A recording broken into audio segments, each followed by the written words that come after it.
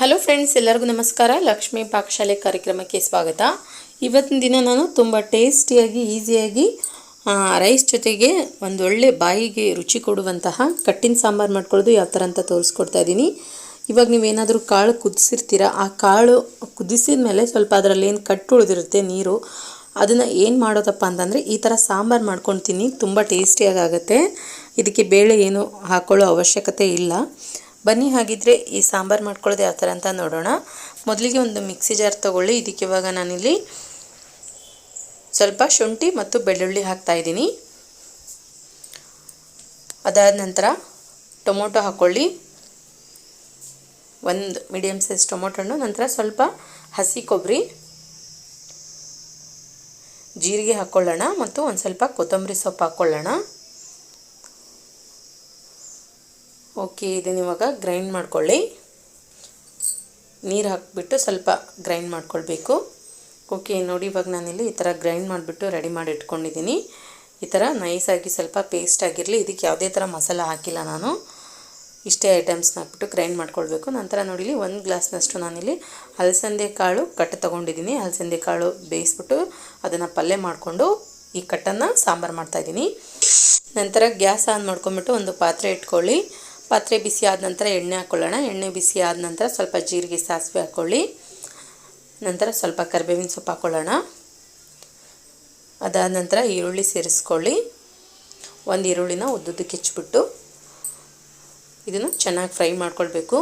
ನಾನಿಲ್ಲಿ ಎಣ್ಣೆ ಕಡಿಮೆ ಬಳಸಿದ್ದೀನಿ. ನೋಡಿ, ಈರುಳ್ಳಿ ಸ್ವಲ್ಪ ಕಲರ್ ಚೇಂಜ್ ಆದ ನಂತರ ಇದಕ್ಕೆ ಇವಾಗ ಗ್ರೈಂಡ್ ಮಾಡಿದಂತಹ ಮಸಾಲೆ ಸೇರಿಸ್ಕೊಳ್ಳೋಣ. ಈ ಮಸಾಲ ಹಾಕಿಬಿಟ್ಟು ಚೆನ್ನಾಗಿ ಫ್ರೈ ಮಾಡ್ಕೊಳ್ಳಿ. ಸ್ವಲ್ಪ ಎಲ್ಲ ಮಸಾಲೆನೂ ನಾವು ಹಾಗೆ ಹಾಕಿರ್ತೀವಿ ಮಿಕ್ಸಿಗೆ, ಹಾಗಾಗಿ ಸ್ವಲ್ಪ ಇದನ್ನು ಫ್ರೈ ಮಾಡ್ಕೊಳ್ಬೇಕು. ಗ್ರೈಂಡ್ ಮಾಡುವಾಗ ಹಸಿ ಹಾಕಿರೋದ್ರಿಂದ ಈ ಟೈಮ್ನಲ್ಲಿ ಚೆನ್ನಾಗಿ ಸ್ವಲ್ಪ ಫ್ರೈ ಮಾಡ್ಕೊಳ್ಳಿ. ಅದಾದ ನಂತರ ಇದಕ್ಕಿವಾಗ ಒಂದು ಸ್ವಲ್ಪ ಅರಿಶಿನ ಪುಡಿ ಹಾಕ್ಕೊಳ್ಳಿ. ಅದಾದ ನಂತರ ಖಾರದ ಪುಡಿ ಸೇರಿಸ್ಕೊಳ್ಳೋಣ. ಚೆನ್ನಾಗಿ ಇದನ್ನು ಒಂದು ಸಲ ಮಿಕ್ಸ್ ಮಾಡ್ಕೊಳ್ಳಿ.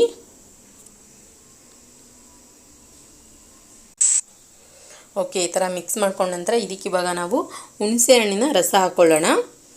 ನಾನಿಲ್ಲಿ ಹುಣಸೆ ಹಣ್ಣನ್ನು ಸ್ವಲ್ಪ ನೆನೆಯೋಕೆ ಇಟ್ಟಿದ್ದೆ, ಚೆನ್ನಾಗಿ ನೆಂದಿದೆ. ಇವಾಗ ಇದನ್ನು ಕಿವುಚ್ಬಿಟ್ಟು ನೀರು ಹಾಕ್ಕೊಳ್ಳಿ. ಹುಣಸೆ ಹಣ್ಣಿನ ನೀರು ಹಾಕಿದ ತಕ್ಷಣ ನೋಡಿ ಚೆನ್ನಾಗಿ ಇದನ್ನು ಮಿಕ್ಸ್ ಮಾಡ್ಕೊಳ್ಳಿ.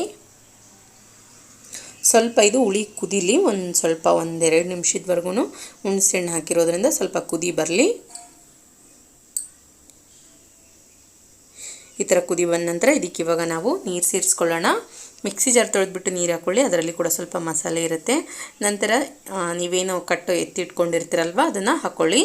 ಕಾಳು ಕುದಿಸಿದಂತಹ ಕಟ್ಟು ನೋಡಿ, ಕಾಳು ಕೂಡ ಇದೆ. ಇದನ್ನು ಬೇಕಂದರೂ ಕೂಡ ನೀವು ಹಾಕಬಹುದು. ಸ್ವಲ್ಪ ಮಿಕ್ಸಿಗೆ ಹಾಕಿಬಿಟ್ಟು ಹಾಕ್ಕೊಳ್ಳಿ. ಇನ್ನೂ ಸ್ವಲ್ಪ ತಿಕ್ನೆಸ್ ಆಗಿ ಸಾಂಬಾರು ಚೆನ್ನಾಗಾಗುತ್ತೆ. ಇದಕ್ಕೆ ಇವಾಗ ರುಚಿಗೆ ತಕ್ಕಷ್ಟು ಉಪ್ಪು, ಒಂದು ಸ್ವಲ್ಪ ಬೆಲ್ಲ ಸೇರಿಸ್ಕೊಳ್ಳೋಣ. ಓಕೆ ಫ್ರೆಂಡ್ಸ್, ಇದನ್ನು ಇವಾಗ ಒಂದು 8 ರಿಂದ 10 ನಿಮಿಷದವರೆಗೂ ಮೀಡಿಯಮ್ ಫ್ಲೇಮ್ನಲ್ಲಿ ಇಟ್ಬಿಟ್ಟು ಬೇಯಿಸ್ಕೊಳ್ಳೋಣ.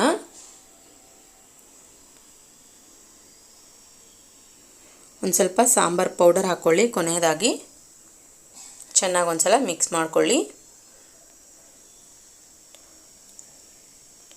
ತುಂಬ ಸಖತ್ ಟೇಸ್ಟಿಯಾಗಿರುತ್ತೆ. ನಾವೇನು ರಸಮ್ ಏನು ಮಾಡ್ತೀವಲ್ವ ಅದೇ ಟೇಸ್ಟಲ್ಲಿ ಬರುತ್ತೆ. ಮತ್ತು ಕಾಳು ಕುದಿಸಿದಂತಹ ನೀರಲ್ಲೂ ಕೂಡ ತುಂಬ ಪ್ರೋಟೀನ್ ಇರುತ್ತೆ. ಚೆಲ್ಲಬೇಡಿ ಅದನ್ನು. ಈ ಥರ ಕಟ್ಟಿನ ಸಾಂಬಾರು ಮಾಡಿಕೊಂಡು ತಿನ್ನಿ, ತುಂಬ ಟೇಸ್ಟ್ ಕೊಡುತ್ತೆ. ನಾಲ್ಗೆಗೂ ಕೂಡ ರುಚಿ ಇರುತ್ತೆ.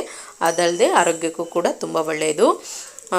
ಕಾಳುಗಳು ಕುದಿಸಿರೋದ್ರಿಂದ ಅದರಲ್ಲಿರೋ ಅಂಶಗಳೆಲ್ಲ ನೀರಿನಲ್ಲಿನೇ ಇರುತ್ತೆ. ಕೆಲವೊಬ್ಬರು ಪಲ್ಯ ಅಷ್ಟೇ ಮಾಡಿ ನೀರು ಚೆಲ್ಬಿಡ್ತಾರೆ. ಸೊ ಅದನ್ನು ಪಲ್ಯಕ್ಕಾದರೂ ಯೂಸ್ ಮಾಡಿ, ಅಥವಾ ಈ ಥರ ಸಾಂಬಾರು ಕೂಡ ಮಾಡ್ಕೊಳ್ಬಹುದು. ಕೊನೆಯದಾಗಿ ಸ್ವಲ್ಪ ಕೊತ್ತಂಬರಿ ಸೊಪ್ಪು ಹಾಕ್ಕೊಳ್ಳಿ. ಕ್ಲೀನಾಗಿ ವಾಶ್ ಮಾಡಿ ಕಟ್ ಮಾಡ್ಕೊಂಬಿಟ್ಟು. ಓಕೆ ನೋಡಿ ಫ್ರೆಂಡ್ಸ್, ಇವಾಗ ಪರ್ಫೆಕ್ಟಾಗಿ ತುಂಬ ಟೇಸ್ಟಿಯಾಗಿ ಕಟ್ಟಿನ ಸಾಂಬಾರು ರೆಡಿಯಾಗಿದೆ.